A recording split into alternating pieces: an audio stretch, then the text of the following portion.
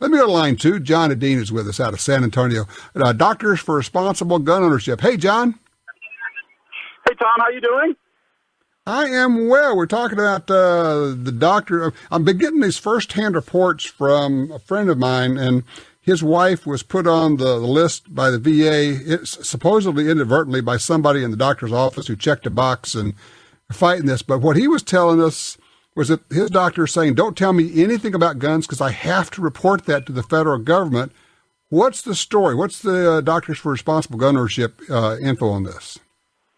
Okay, so as far as the general population goes, there's not a mandate for them to report firearms. However, if they have it in their database, the database is searchable, and they can figure it out. Now, this may be a VA thing. I don't work in the VA, so I can't really be entirely sure. But certainly we know that the Obama administration was not Second Amendment friendly, and so they were doing everything they could do to try to put the screws to gun owners who were, VA patients, and to try to find a way to disarm every last one of them if they could. And that's why we had, if you had a payee, all of a sudden you became unable to own a firearm. And I think this is another way of them trying to push that agenda.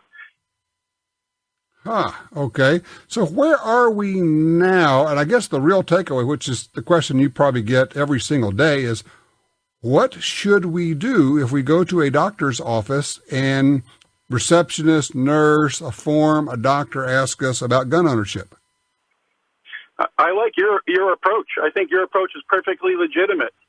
You know, and in fact, when I go on other radio shows, I quote you very frequently about, it's not a sin to lie if they don't have the right to know the truth. And frankly, this is none of their you-know-what business, okay? Yes. And so, yes. As far as I'm concerned, what you said I think is perfectly legit.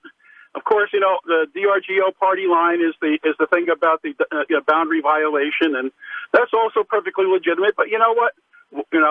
I agree. Let's go with the path of least resistance. Yes. The less they know, the less suspicions they have. As far as I'm concerned, if you say I don't have a gun, then that ends the questioning, and you keep on going. You move on to the next question on the form. Exactly, and check it off. And and frankly, if somebody gave me that form, I would have no heartburn checking off. I don't own a gun. Well, you don't own a gun. You own more than one, right? That's absolutely right. I don't own a gun. And I'm telling you the truth. I don't own a gun. In fact, I don't have a gun in my car right now either. I love it. For those who don't know, Doctors for Responsible Gun Ownership, on the internet, you can get a lot of background information on this issue at drgo.us. That's drgo.us. John, I appreciate you filling us in and giving us the real skinny on this from the medical office there. That's good. And you guys do good work. We really appreciate it. Thank you much. All right, take care. 866-TALK-GUN gets you in here. Have you ever had a doctor or somebody in the doctor's office ask you about gun ownership? I'm trying to compile this info, so if you have, please let me know. Just dial Tom Talk Gun.